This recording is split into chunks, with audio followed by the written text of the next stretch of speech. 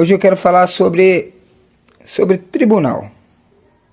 Existem 3 tribunais: Tribunal de Cristo, Tribunal das Nações e Tribunal do Trono Branco.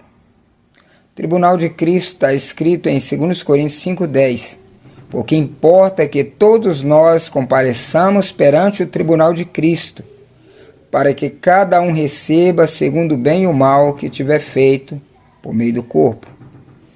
Tribunal das Nações, Mateus 25, versículo 31 e 32.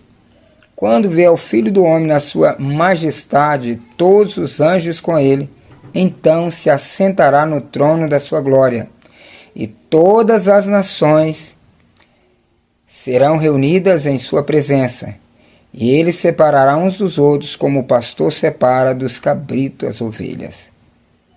E Tribunal do Trono Branco, Apocalipse capítulo 20, versículo 11. Vi um grande trono branco e aquele que nele se assenta, de cuja presença fugiram a terra e o céu, e não se achou lugar para eles. Nosso vídeo aqui não pode ser um vídeo muito grande, então eu quero falar especificamente sobre o Tribunal de Cristo. Mas para isso eu tenho que falar sobre os 2 aspectos da volta do Senhor. Então a primeira coisa que nós vamos saber é que a vinda secreta do Senhor, o arrebatamento, será antes da grande tribulação. E a vinda às claras será depois da grande tribulação. Então o aspecto secreto ninguém sabe quando será.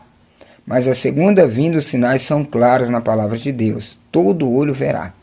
Veja bem, Apocalipse capítulo 1, versículo 7.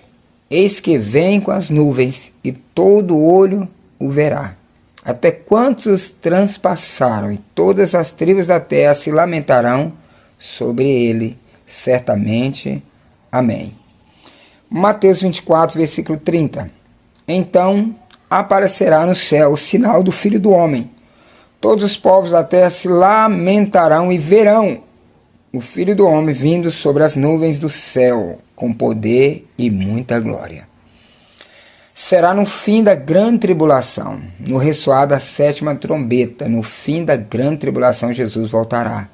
No momento, no abrir e fechar de olhos, ao ressoar da última trombeta, a trombeta soará, os mortos ressuscitarão incorruptíveis, e nós seremos transformados, glorificados. 1 Coríntios, capítulo 15, versículo 52. Não podemos esquecer dos mortos em Cristo. Todos os salvos que morreram. Os mortos que morreram em Cristo, desde Adão até aquele momento, ressuscitarão, receberão um novo corpo, serão glorificados e encontrarão com o Senhor Jesus nos ares, nas nuvens. É o que diz em 1 Tessalonicenses 4, versículos 16 e 17. Porquanto o Senhor mesmo, dada a sua palavra de ordem, ouvida a voz do arcanjo, e ressoada a trombeta de Deus, descerá dos céus, e os mortos em Cristo ressuscitarão primeiro.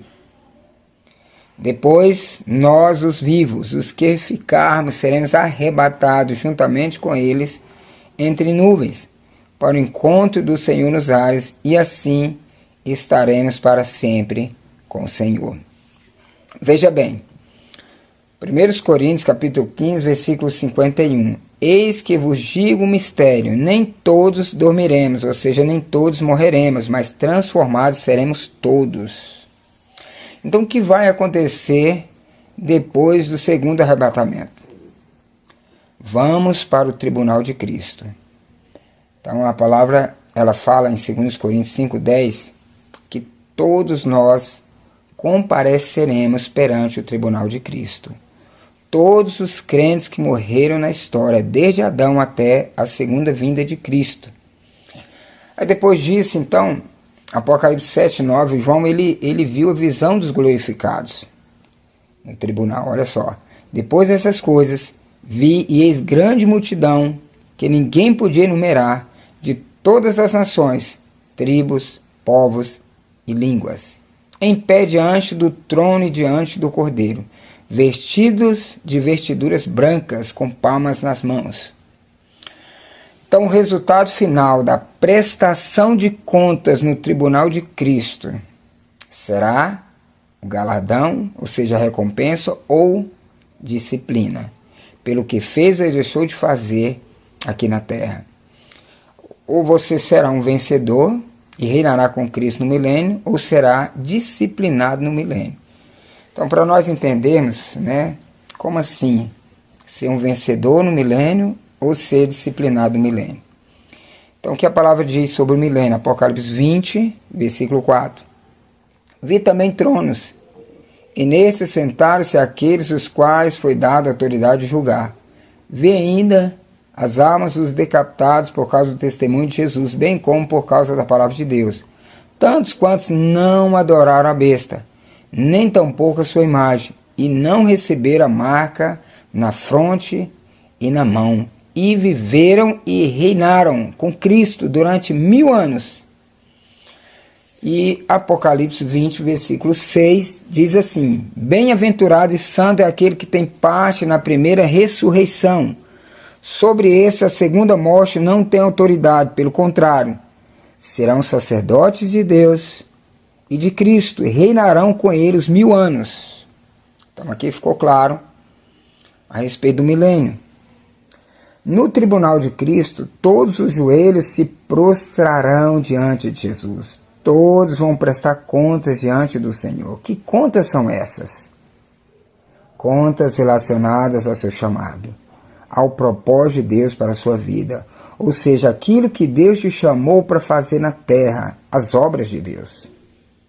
Romanos capítulo 14, versículo 10 ao 12.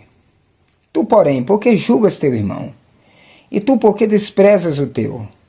Pois todos compareceremos perante o tribunal de Deus. Como está escrito, por minha vida, diz o Senhor, diante de mim se dobrará todo o joelho, e toda língua dará louvores a Deus. Assim, pois, cada um de nós dará contas de si mesmo a Deus. E também em Hebreus, capítulo 12, versículo 13, diz assim: não há criatura que não seja manifesta na sua presença. Pelo contrário, todas as coisas estão descobertas e patentes, ou seja, visíveis, aos olhos daquele a quem temos de prestar contas. Um exemplo muito importante que nós temos é a parábola dos talentos. Em Mateus capítulo 25, versículo 14 ao 30, que diz assim: Pois será como um homem que, ausentando-se do país, chamou os seus servos e lhes confiou os seus bens. A um deu 5 talentos, a outro 2 e a outro 1, cada um segundo a sua própria capacidade. Então partiu. O que recebeu 5 talentos saiu imediatamente a negociar com eles e ganhou outros 5. Do mesmo modo, o que recebeu 2 talentos multiplicou. Mas o que recebera 1, saindo, abriu uma cova e escondeu o dinheiro do seu senhor. Depois de um tempo, voltou o senhor daqueles servos e ajustou contas com eles. E é importante você entender o seguinte, que as nossas obras, elas serão aprovadas ou reprovadas diante de Deus. Aquilo que nós fomos chamados para fazer. E Mateus capítulo 25, versículo 21, fala assim: Disse-lhe o Senhor, muito bem, servo bom e fiel, foste fiel no pouco, sobre o mundo te colocarei, entra no gozo do seu Senhor. Os 2 que responderam ao seu chamado. Mas aquele que enterrou o talento, Mateus 25, versículo 30 fala: E o servo inútil lançai-o para fora, nas trevas, ali haverá choro e ranger de dentes. Choro e ranger de dentes aqui significa dor e lamentação. Eu poderia ter feito e não fiz.